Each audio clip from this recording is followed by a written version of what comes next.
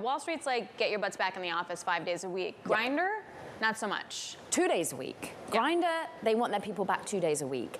And people won't do it. This is actually a company where they're seeing their employee base looking to unionize. So apparently we understand 45% of their employee base has been forced to resign because they can't get themselves to an office, one of the 9 key locations, 2 days a week. But this is real power play coming from the CEO, who actually was at a Goldman Sachs event earlier this week saying, this is gonna help our revenue in the short term. This is gonna help our bottom line because actually we can be leaner and meaner.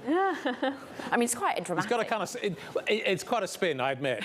But you do, can his business function with this level of staffing?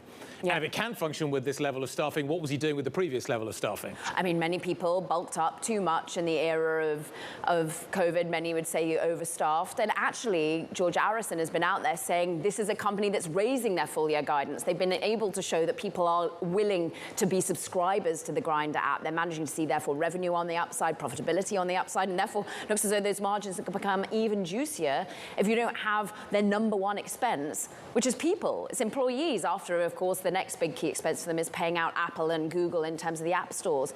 But I do think that this is a bit too dramatic. To lose 45% of your staff, I mean, we're talking about 80 people. This isn't an enormous company, but I'm sure it gives the company a bandwidth to be able to go after the talent that they need, that they want.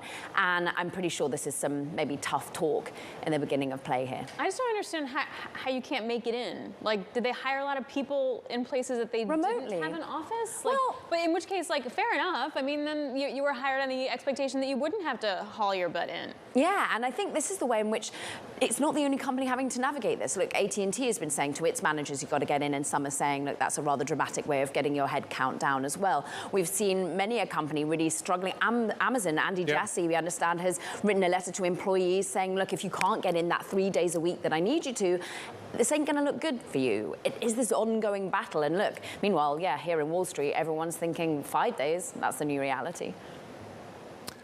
It also tells you something about the strength of the labour market as well. The fact that people would rather, they're basically saying, I think I can get another job somewhere else, so see ya.